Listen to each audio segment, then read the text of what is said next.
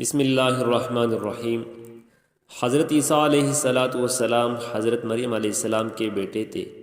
ان کی پیدائش اللہ کی معجزہ ہے۔ انہوں نے پالنے میں ہی اپنی والدہ بی بی مریم علیہ السلام کی پاک دامنی کی گواہی دی تھی۔ اللہ تعالیٰ نے اس وقت کی نافرمان قوم کے لیے حضرت عیسیٰ علیہ السلام کو اپنا رسول چنا اور ان پر اپنی کتاب انجیل اتاری۔ حضرت عیسیٰ علیہ السلام کو اللہ تبارک و تعالیٰ نے کئی معجزے بھی عطا کیے۔ وہ مٹی کا پرندہ بنا کے اچالتے تو اللہ تبارک و تعالیٰ کے حکم سے ہوا میں اڑ جاتا۔ وہ مریضوں اور اندھوں کو اللہ کے حکم سے ٹھیک کر دیتے۔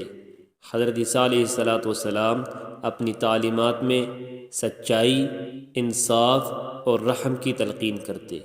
ان تعلیمات کے اثر سے بہت سے چرواہے اور غریب لوگ ان کی پیروی کرنے لگے۔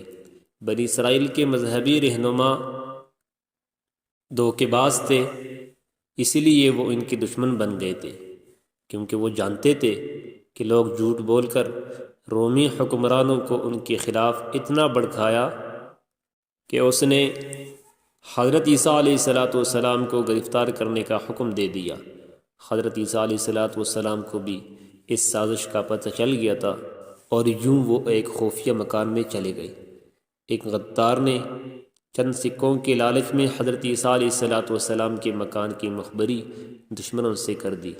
اللہ تبارک و تعالیٰ نے حضرت عیسیٰ علیہ السلام کو وہاں سے حفاظت کے ساتھ اپنی طرف اٹھا لیا اور سپاہیوں نے ان کے دھوکے میں اسی غدار شخص کو پکڑ لیا۔ وہ آدمی شور مچاتا رہا کہ میں عیسیٰ نہیں، میں عیسیٰ نہیں ہوں، میں عیسیٰ نہیں ہوں، لیکن سپاہی یہی سمجھتے تھے کہ ڈر سے جھوٹ بول رہا ہے۔ وہ سپاہی اس آدمی کو سزا کے میدان میں لے گئے اور اسے صلیب پر چڑھا دیا۔ ادھر حضرت عیسیٰ علیہ السلام اللہ کی پناہ میں زندہ سلامت اور محفوظ تھے۔ حضرت عیسیٰ علیہ السلام کی زبان کا نام آرامی زبان تھا، اس لیے اللہ تبارک و تعالیٰ نے ان پر اسی زبان میں انجیل اتاری۔ یہ زبان آج دنیا میں کسی ملک میں نہیں بولی جاتی۔